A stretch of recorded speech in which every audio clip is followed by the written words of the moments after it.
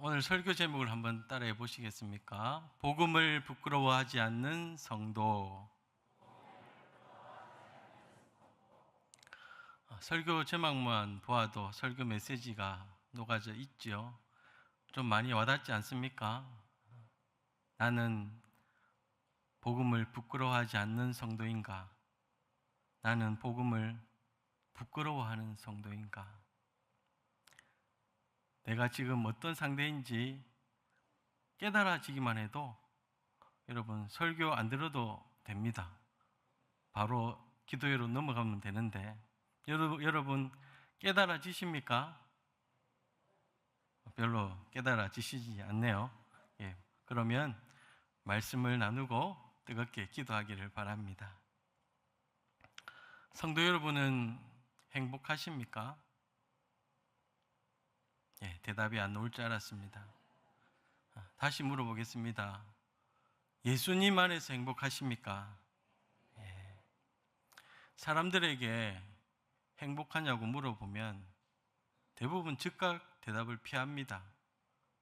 내가 행복한가? 내가 행복하게 살아가고 있는가? 생각하게 되죠. 그래서 즉각 대답을 못하는 거죠. 오늘 집에 가셔서 가족에게 한번 물어보세요. 행복하냐고. 여러분 구역 모임에 가셔서 구역 식구들한테 한번 물어보십시오. 행복하냐고. 대부분 즉각 대답을 못할 겁니다. 여러분은 행복하게 산다는 것이 뭐라고 생각하십니까? 일반적으로 건강하고 풍족하고 자녀들이 다 잘 되고 그저 주위가 평안하면 행복하다고 여길 것입니다. 근데 정말 그것이 인간의 행복일까요? 그렇지 않다고 생각합니다. 인간은 그런 외적인 것만을 가지고 행복할 수가 없습니다. 잘 먹고 잘 입고 주위에 걱정, 근심 하나도 없고 갖고 싶은 거 다 갖는다고 해도 만족을 누릴 수 있는 존재가 아니란 말입니다. 왜냐하면 하나님께서 우리를 그렇게 만드셨기 때문입니다. 세상의 모든 것으로 체험을 다 받는다 해도 가장 중요한 것이 빠지면 참된 행복을 느끼지 못하는 존재가 바로 사람인 것입니다. 그걸 어디서 볼 수 있느냐? 여러분 우리나라가 이제 잘 살게 되었잖아요. 우리나라를 비롯해서 부유한 나라들에서 자살률이 높다는 것이 그것을 증명해 주는 것입니다. 세상의 것으로 풍족해도 만족하지 못하고 허무함을 느끼고 참된 행복을 누리지 못하는 사람들이 우리 주변에 얼마나 많습니까? 그러므로 여러분, 인간은 하나님을 만나야 합니다.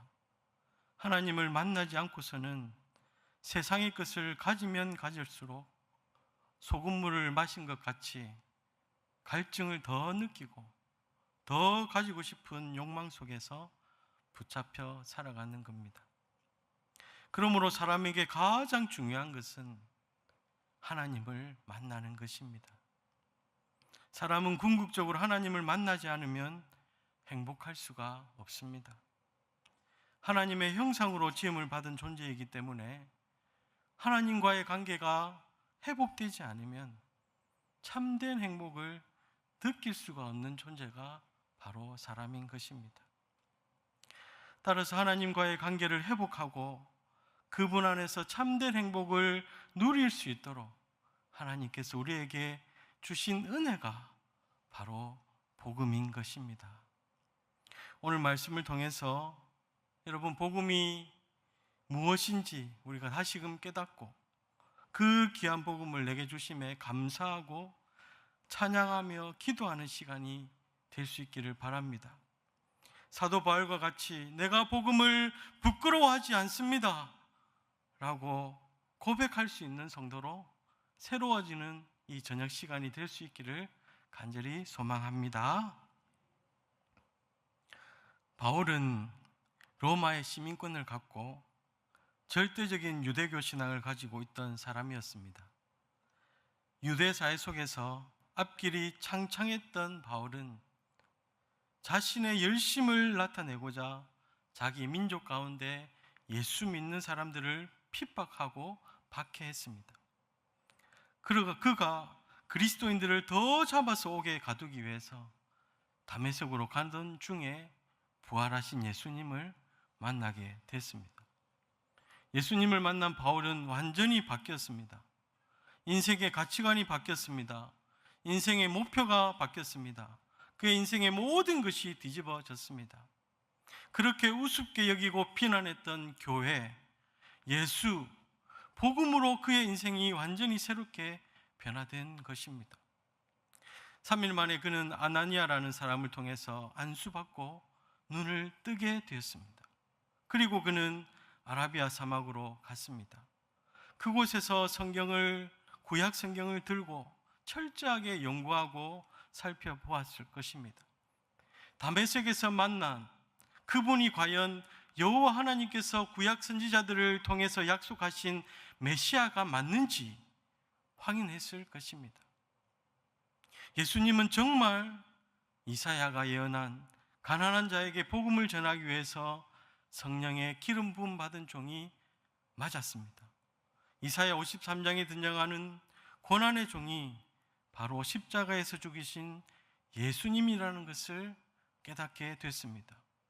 다윗이 시편 16편에서 예언한 썩음을 당치 않을 거룩한 자가 바로 부활하신 예수님이었습니다.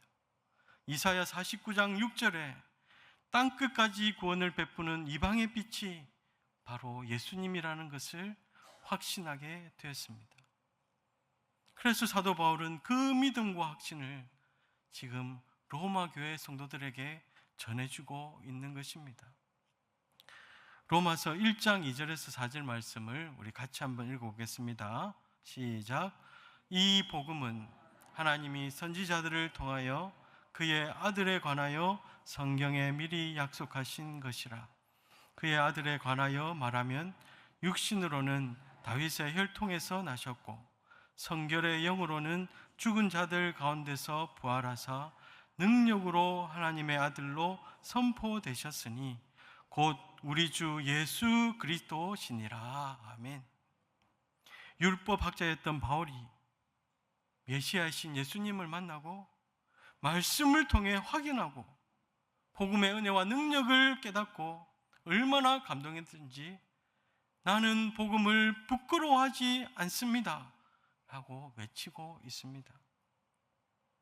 여러분, 바울이 깨닫게 된 복음의 은혜와 능력이 무엇입니까? 도대체 복음 속에 있는 그 은혜와 능력이 어떤 것입니까? 하나님께서 구약시대에 율법을 주셨습니다. 하나님의 백성들이 해야 될 일들과 하지 말아야 될 일들을 명령하신 것들입니다. 그 율법들을 지키면 구원받는 길을 주셨습니다. 그러나 오랜 시간 지나면서 얻은 결론은 사람은 도무지 율법을 완전히 지킬 수 없는 죄인이라는 것을 깨닫게 되었습니다. 그래서 율법의 행위로 의롭다 하심을 얻을 육체가 없다는 말씀이 참 진리인 것입니다. 바울은 율법을 지키는 행위로 하나님께 의롭다고 인정받아서 구원을 받으려고 지금까지 평생을 열심을 다해서 살아왔는데 하나님께서 율법을 완전히 지키지 못해도 구원받을 수 있는 새로운 길을 열어주셨다. 그 길이 바로 예수 그리스도라는 것을 깨닫게 된 것입니다. 그래서 바울은 로마서 3장 21절에서 22절에 이렇게 고백합니다. 이제는 율법 외에 하나님의 한 의가 나타났으니 율법과 선지자들에게 증거를 받은 것이라.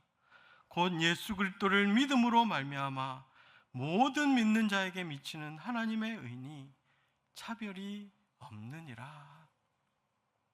이전에는 율법을 행하여 하나님 앞에 인정받을 때만 구원받을 수 있었는데 그것이 인간에게 불가능하므로 사랑과 은혜가 풍성하신 하나님께서 누구든지 독생자 예수님을 믿기만 하면 구원받을 수 있는 새로운 길을 열어주신 것이 복음이라는 것입니다.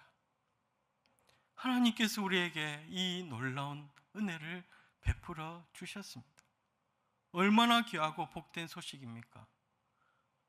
누구에게도 차별이 없습니다. 예수님을 믿기만 하면 구원받을 수 있다는 좋은 소식이 바로 복음인 것입니다. 사도 바울은 지금까지 자기가 믿던 유대교와 자기가 가졌던 학문과 비교할 수 없는 복음의 은혜를 깨닫고 사람들에게 이 복음을 전해주고 싶어서 지금 말하고 있는 것입니다.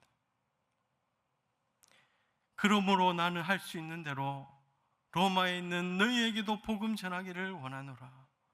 내가 복음을 부끄러워하지 아니하노니 이 복음은 모든 믿는 자에게 구원을 주시는 하나님의 능력이 됨이라.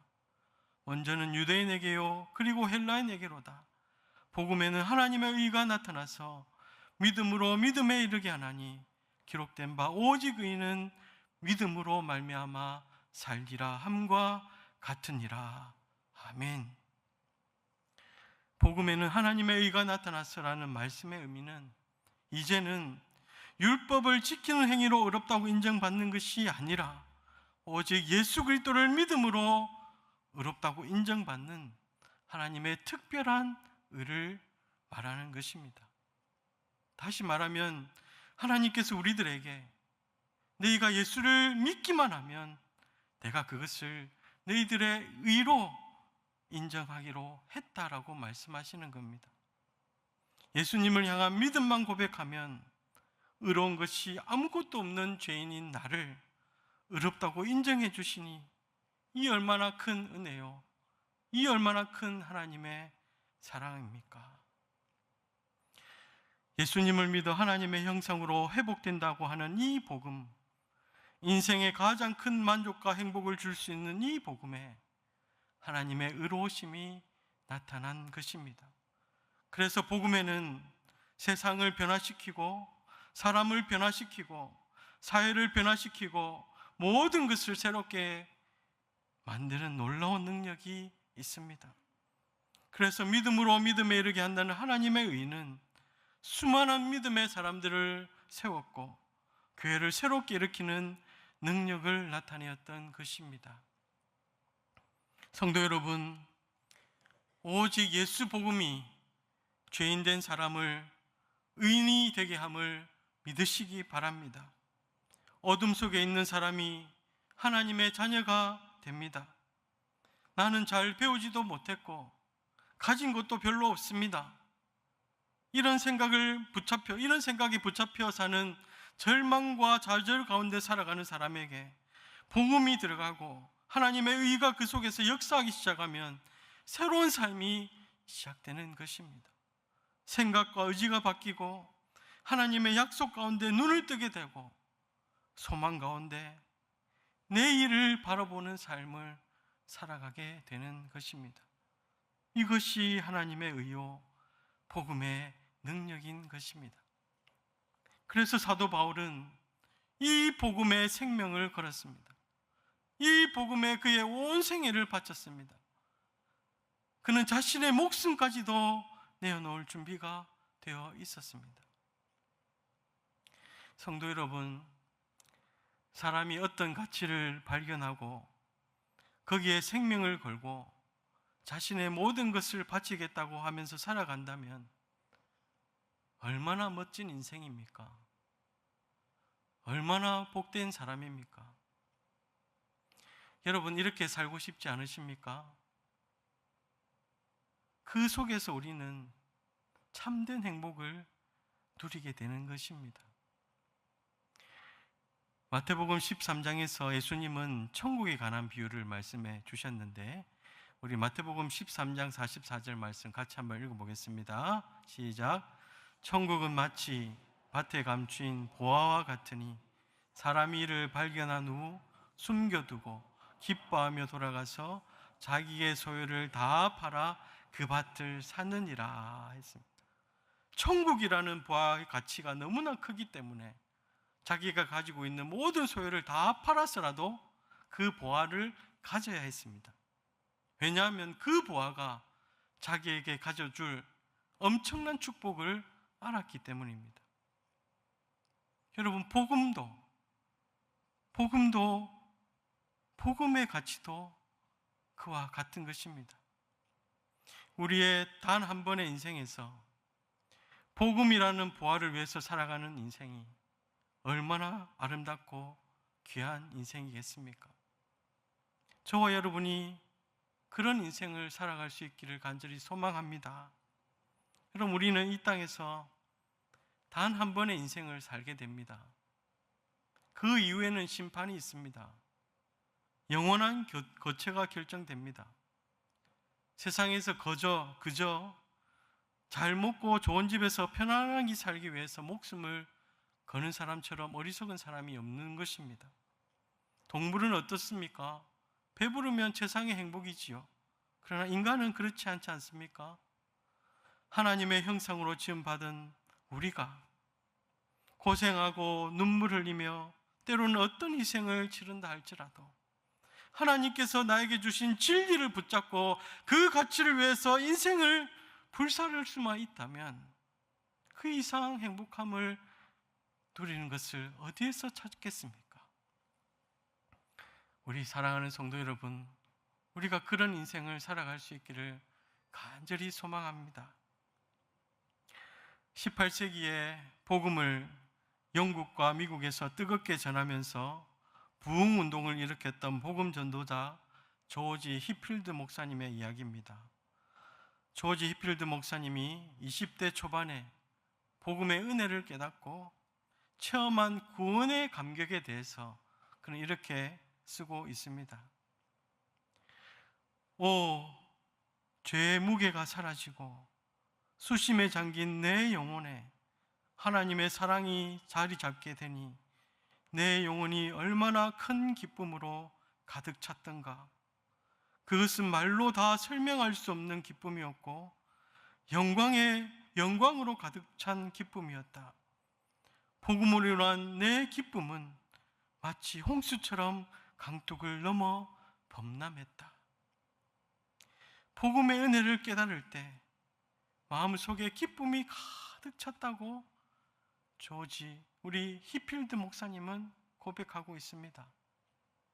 성도 여러분, 우리가 복음을 듣고 또 듣고 복음의 은혜와 능력을 깨달을 때 우리 안에 어떤 일이 일어나는지 아십니까? 구원의 감격이 우리 안에서 충만해지는 것입니다. 그 구원의 감격 속에서 기쁨을 경험하는 거죠. 여러분, 구원의 감격이 무엇입니까? 구원을 주신 하나님께 대한 감사요. 구원받은 자로서 느낄 수 있는 말할 수 없는 하나님이 주시는 기쁨을 얻는 것이지 않습니까? 조지 히필드 목사님이 경험한 기쁨이요, 저와 여러분이 예수님을 만나고 복음의 은혜를 마음속에 깨달을 때 느끼는 기쁨인 줄 믿습니다. 근데 문제는요, 우리가 연약한 육신을 입고 살아가기 때문에 구원의 감격이 식어진다는 겁니다. 우리 모두가 느끼고 있는 사실 아닙니까? 여러분 안에는 구원의 감격이 날마다 뜨겁게 일어나고 있습니까? 그 구원의 감격 속에서 하나님이 주시는 기쁨을 충만히 느끼고 있습니까? 우리가 첫째로 복음의 은혜를 깨닫지 못하면 구원의 감격을 알 수가 없습니다. 둘째로 복음을 가까이 하지 않으면 구원의 감격이 식어지기 쉽습니다. 셋째로 죄를 짓고 영적으로 병들게 되면 구원의 감격이 사라져 버립니다. 여러분은 이 세 가지 중에 어느 것에 해당된다고 생각하십니까? 나는 이 세 가지 중에 해당되지 않습니다 라고 생각된다면 정말 하나님께 감사할 이유입니다. 그러나 내가 이 세 가지 중에 하나에 해당된다고 해도 여러분 걱정할 필요는 없습니다. 우리가 겸손히 마음을 열고 복음을 읽고 복음을 또 읽고 진지하게 복음을 들으면 성령님께서 내 안에 역사하셔서 구원의 감격을 회복시키게 해 주시기 때문입니다.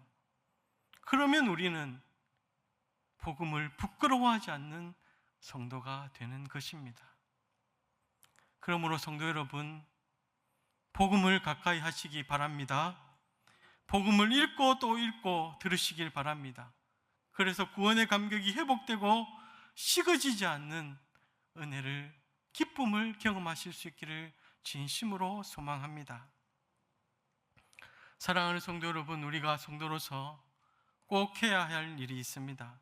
그것은 복음의 은혜를 나누는 것입니다. 예수님께서 우리에게 주신 명령이요 사명이기 때문에 복음의 은혜를 전하고 나누는 삶을 우리는 살아가야 됩니다. 그러기 위해서는 우리 안에 무엇이 가득 차야 합니까? 복음의 은혜와 능력이 가득 차야 됩니다. 가득 넘쳐나야 합니다. 사도 바울처럼 복음이 무엇인지, 하나님께서 나에게 베풀어 주신 그 복음의 은혜가 얼마나 큰지 깨닫고 그 기쁨을 사람들에게 전해주는 것을 기뻐하고 즐거워해야 되는 것입니다. 그것이 주님이 우리에게 원하시는 삶이요 우리가 해야 될 사명인 것을 여러분 잊지 마시기 바랍니다. 저와 여러분에게 기쁜 일이 생겼어요. 전화로 소식을 듣고 소리를 지를 정도로 기쁜 소식을 들었어요. 그 기쁜 소식을 혼자만 알고 계십니까? 가족들에게 알려주잖아요. 친한 사람들에게 알려주지 않습니까? 여러분, 복음도 우리는 그렇게 해야 되는 것입니다.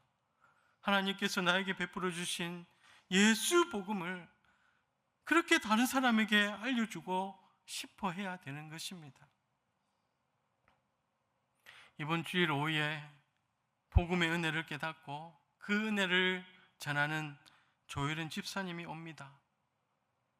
그 복음의 은혜의 자리에 여러분 함께 하시고 복음이 필요한 사람에게, 복음의 은혜가 필요한 사람을 데리고 오셔서 그 자리에 앉히실 수 있기를 진심으로 바랍니다. 복음을 듣고 예수님을 만나는 놀라운 은혜가 우리 주일 오후에 일어날 수 있기를 간절히 소망합니다. 사랑하는 성도 여러분, 바라옵기는 우리 모두에게 복음의 은혜와 능력이 가득 채워지고 구원의 감격이 식어지지 않아서 복음을 부끄러워하지 않는 성도가 되기를 간절히 바랍니다. 복음을 위해서, 하나님 나라를 위해서 살아가는 인생, 복음으로 말미암아 멋지고 아름답게 행복하게 살아가는 인생, 우리 모두가 되기를 주님의 이름으로 축복합니다. 아멘.